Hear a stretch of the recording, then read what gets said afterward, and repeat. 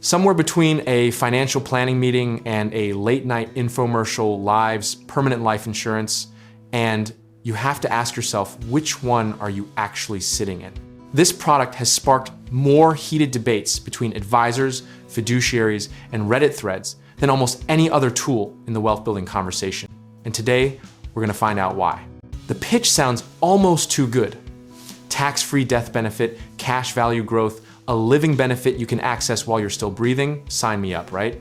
But underneath that glossy brochure is a product so complex, so commission heavy, and so misunderstood that even seasoned investors walk away scratching their heads. Here's the macro picture. The life insurance industry generates hundreds of billions in premiums annually, and a significant chunk of that comes from whole life and universal life policies, sold to people who may have genuinely needed a term policy and a brokerage account instead. The incentive structure is baked into the foundation because agents selling permanent life insurance can earn commissions anywhere from 60 to 120% of your first year's premium, and that number alone should make you pause. Now, that doesn't mean the product is evil. It means the conversation around it is almost always colored by who's having it. Think of it like asking a car salesman whether you need the extended warranty. The answer is technically yes, but the enthusiasm behind it is doing a lot of heavy lifting. The case for permanent life insurance as a wealth transfer tool is actually historically grounded and intellectually honest when applied correctly. Ultra high net worth families have used whole life policies for decades to pass wealth across generations in a way that sidesteps estate taxes, avoids probate, and delivers a guaranteed income tax-free lump sum to heirs. And that is a genuinely elegant financial move. But here's the irony. The people most likely to benefit from this strategy are rarely the people being sold these policies. Instead, the product often lands in the laps of middle-income earners who are told the cash value will act like a bank, when in reality, the early years are so front-loaded with fees and mortality charges that your cash value looks more like a participation trophy than a savings account. The volatility here isn't market volatility, it's emotional volatility. Because people buy these policies with conviction, pay premiums for 5 or 10 years, then surrender them at a loss when life gets expensive and they can no longer afford the premiums.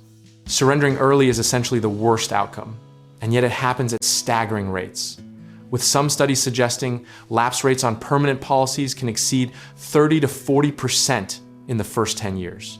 History has shown us that every generation rediscovers permanent life insurance as either a revelation or a regret, and the cycle depends almost entirely on whether the product was matched to the right person at the right time. There's even a term in the financial planning world, the whole life hangover, where someone realizes in their 40s that they've been paying for a product they didn't fully understand, and that's a hard pill to swallow. The misconception that permanent life insurance is always a scam is just as wrong as the claim that it's always brilliant. The truth is, it's a specialized tool, not a universal solution. When used inside a properly structured estate plan for someone with a taxable estate, a long time horizon, and stable cash flow, it can function exactly as advertised. The practical lesson here is straightforward. Before considering permanent life insurance, max out your tax-advantaged accounts, your 401k, your Roth IRA, your HSA, and only then evaluate whether a permanent policy fills a gap that nothing else can. If someone is pitching you whole life before asking about your existing retirement accounts, that's your sign to slow down and ask harder questions. The strategic play, if you do move forward, is disciplined positioning. Treat it as a small piece of a diversified financial picture, not the centerpiece, and never allocate more premium than you can comfortably sustain for 20 plus years without flinching. Position size isn't just a stock market concept.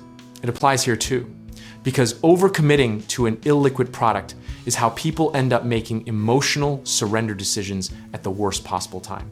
Philosophically, the permanent life insurance debate mirrors every other high-stakes financial conversation. The product itself is neutral, and it's the application, the intention, and the transparency of the sale that determine whether it's wisdom or waste. Discipline, sizing, and consistency are the variables that matter, not the product name on the brochure. If you already own a permanent policy, don't panic, audit it, get an in-force illustration from your carrier, and have an independent fiduciary review it to see whether it's performing as promised or quietly bleeding you. And if you don't own one, the best move is approaching the decision the same way you'd approach any major financial commitment. Slowly, skeptically, and with a second opinion. Whether permanent life insurance ends up being a cornerstone of your legacy plan or a cautionary tale you tell at dinner parties, the outcome is far less important than the quality of thinking you bring to the decision. Rational preparation and honest self-assessment will serve you better here than any sales presentation ever could. And if you're ready to take the next step in building real wealth, whether that's through real estate investing, home contracting projects, or finding the right lenders, check out our links in the description below and we'll help you get started.